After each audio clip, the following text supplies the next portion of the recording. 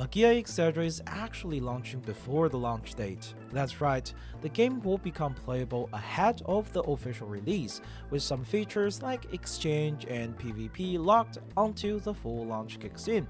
This was all confirmed in the final livestream, and alongside that, we get a couple more dates, a bunch of free polls, a surprise second Madoka, and something you'll definitely want to know before you start spending. Let's start with how the rollout is going to work. The game officially launches on March 27th at 6 AM JST, but you'll actually be able to play it a day earlier, starting from March 26th at 5 PM JST. During the early access, you can jump into the main story, gacha, and most of the content in the game, but features like PvP and the exchange shop will stay locked until the full launch. All your progress from the early access will carry over, so there is no reason to wait. You can also pre-download the game starting March 25th at noon JST, so you'll be able to get ready to play the moment early access drops. To make things easier, I've set up a few countdown timers that should tell you the exact time in your local time zone, and I'll leave those timers in the pinned comment down below. With the game hitting 1 million pre-registrations, we are getting a whole batch of rewards at launch. That includes 10 pulls worth of magical stones and 10 pulls in tickets. There will also be 2 5-star portraits and a free 5-star Madoka, specifically the Deluxe Magica version, who is a light breaker. On top of that, there is a 7-day login campaign starting at launch that gives 4 more gacha tickets, 2 guaranteed 4-star tickets, and 1 guaranteed 5-star ticket. And finally, there's going to be a daily free roll event on the standard banner that runs until April 10th. If you log in from the early access, that should be around 15 extra free pulls. Overall, we're looking at over 40 pulls for free, plus a guaranteed 5-star Magica just from the launch reward alone. Next up, let's talk about the launch roster, which apparently isn't everyone they've shown before. Only Madoka and Homla will be playable from the Holy Quintet on day 1. Sayaka, Kyuko, and Mami won't be in the launch roster, and I'm assuming they'll be added soon after launch. Same goes for Kade, Momoko, and Reina. They're not a part of the initial lineup either. Also, during the stream, they revealed another version of 5-star Madoka. The free one we're getting is Lux Magica, and the one they previewed is Pluvia Magica, who's also a light type breaker. She already has her own character PV up, and I'm assuming she's going to be on the first radar banner. And honestly, considering she's the gacha version, she's probably going to be better than the Lux Magica. If you're planning to spend a little like me, here is how the paid stuff is shaping up. They showed some of the bundle during the stream, and I also checked the App Store listing to get a rough idea of pricing. Just to keep in mind though, it is all still tentative and could change at launch. Right now, it looks like 10 pull will cost 3,000 Magica Stone, and based on current App Store data, $60 can net you around 10,000 stones, so roughly $2 per pull if you're buying straight packs with no bonuses. But there will be first time purchase bonuses for each Magica Stone tier, along with special launch bundles that offers way better value.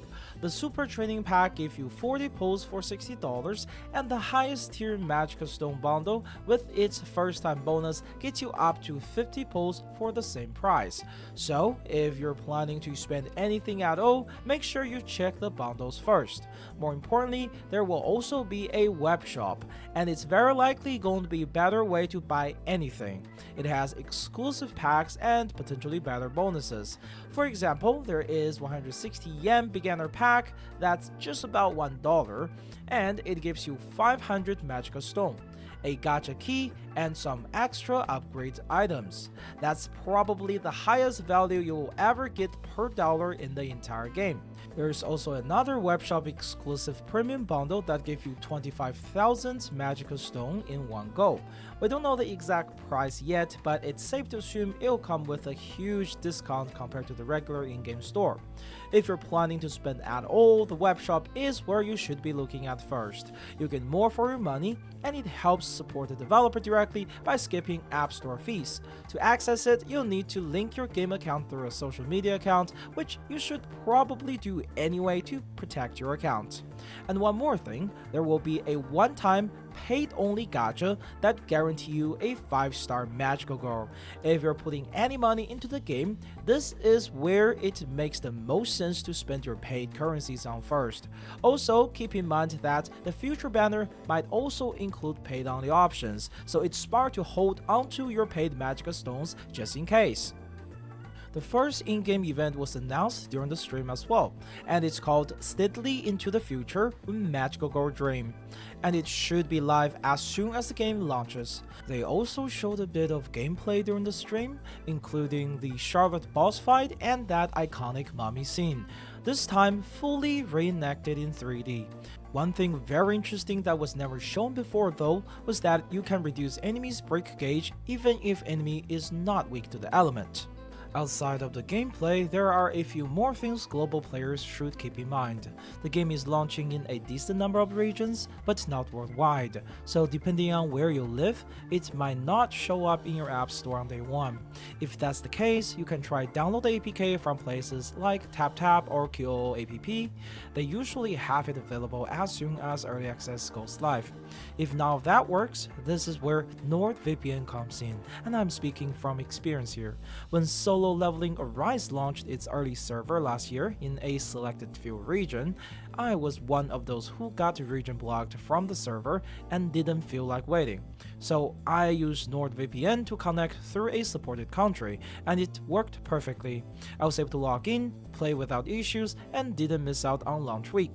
It's the same idea for Magia Exedra. If the game is hard pushing region block, NordVPN will still let you access the game like normal by switching to a supported region. And if you use your affiliated link down below, it helps support the channel. There is a 30-day money back guarantee, so even if it ends up not working for you, there is still no risk on trying it out. Lastly, during the live stream, they did also announce an official Discord server for the game, but it's a Japanese-only Discord, so for now, you can instead join the Magia Exedra's Reddit Discord, which already has an active English-speaking community.